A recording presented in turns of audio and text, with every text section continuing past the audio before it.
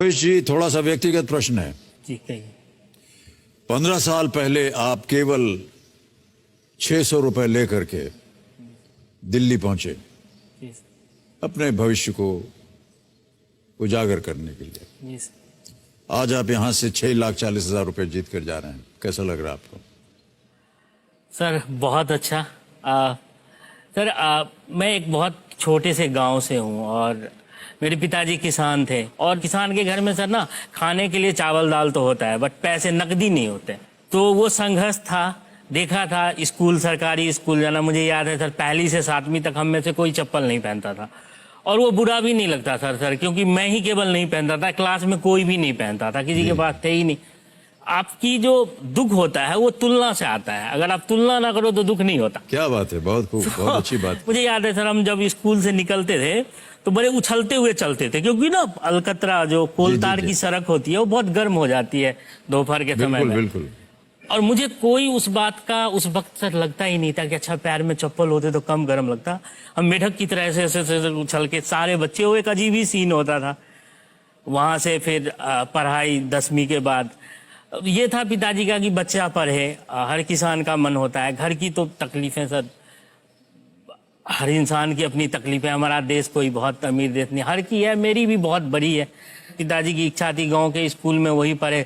6ठी class में हम लोगों की ABCD होती थी, इंग्लिश होती थी। जी। ये है कि सर अगर आप पढ़ने में ठीक हो ना तो शिक्षक आपकी बड़ी वो करने लगते हैं। हाँ, शिक्षक का जुड़ाव हो जाता है, आपको कोई वैल्यू नहीं देता ना। इवन कई बार परिवार, घर, दोस्त, समाज, शिक्षक आपको जरूर प्यार करते हैं अगर आप पढ़ने में अच्छे हो या अपने काम में अच्छे हो तो उनका लगाव रहता है। तो शिक्षक का प्रोत्साहन रहा। फिर पिताजी, मुझे याद है 600 रुपये दे के मुझे भेज दिया उन्होंने, हमने अपनी पढ़ाई के लिए। फिर मेरे भाई साहब आए, आज मैं इनको अपने साथ इसीलिए लाया हूँ कि ये मेरे पूरे जर्नी के हस्ताक्षर हैं। श्रीकांत झा है नाम, ये खुद ही बहुत कम कमाते थे और अपनी लगभग पूरी कमाई जो है मेरे पढ़ाई में दे देते थे। उन्होंने पूरी पढ़ाई कमाई अब मेरे पढ़ाई में दे दी। और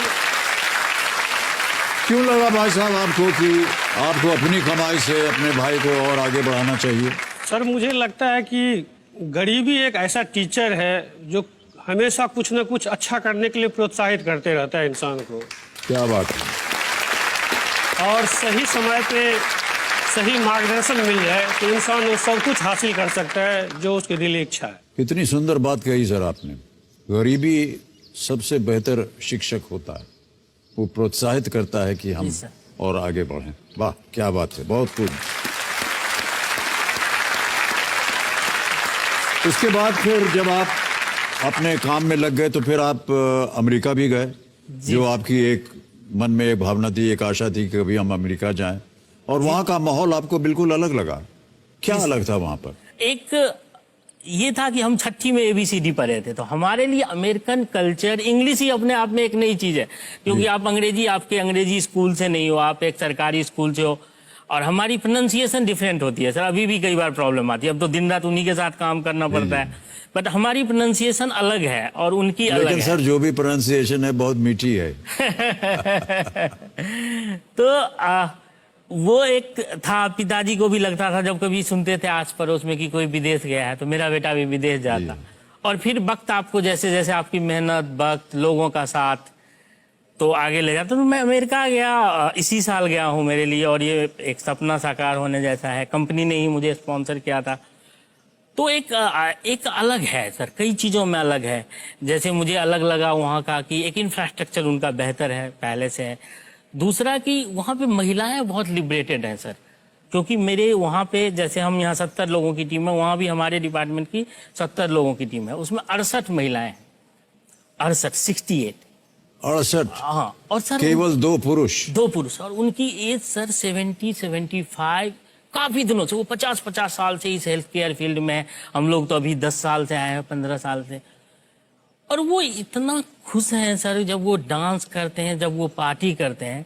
हमारे यहाँ तो महिलाओं को पहले ही महत्वहीन कर दो, और गलती से उनकी एज अगर 50 हो गई तो उनको तो बाहर खटिया पे बिठा के राम राम करवाना है, हमें और कुछ करवाना ही नहीं है। मैं सर आपके माध्यम से कहना चाहता हूँ, अगर आप 40 साल 50 साल के हैं तो अभी तो आपने जीना शुरू किया है, महिलाओं के लिए कहना चाहता जी, हूँ, जी। पूरी लाइफ जिए। मैं देख के आया हूँ वो लोग कैसे जी रहे हैं। प्लीज अपनी पूरी लाइफ अच्छे से जिए, जो मन है वो वाह, वाह, कीजिए और क्या जरूर बात है। जिए।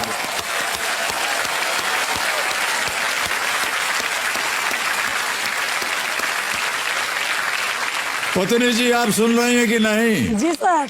40-50 साल, अब हम आपकी उम्र नहीं पूछ रहे हैं लेकिन हम बोल रहे हैं कि उसके बाद भी आपको एकदम जी करके जीना है, तब आपकी जिंदगी तभी से शुरू होने वाली है। जितनी महिलाएं हैं सब बहुत खुश हैं भावेश जी आपसे, आपकी बातों से सुन के, आपकी भावनाओं मेरी- को सुन करके। सर मेरी 2 बेटियां हैं और मैं लिखता हूँ, तो मैंने उन 2 बेटियों के लिए कुछ लाइन लिखी है और जो इस चीज से कनेक्ट हो रही है। जी, जी। अगर आप सर अनुमति जी, जी, दे तो बिल्कुल, 2 बिल्कुल, लाइन। कहिए। हाँ। बेटी तुम बड़ी मत होना, वाह। बेटी तुम बड़ी मत होना, कुछ सवाल उठाए जाएंगे, कुछ परंपराएं दिखाई जाएंगी, तुम्हारी खुशी के बदले तुम देवी बना दी जाएगी, इनकी झूठी दिलासों में अपनी हंसी मत खोना, बेटी तुम बड़ी मत होना। क्या बात है, वाह वाह, क्या बात।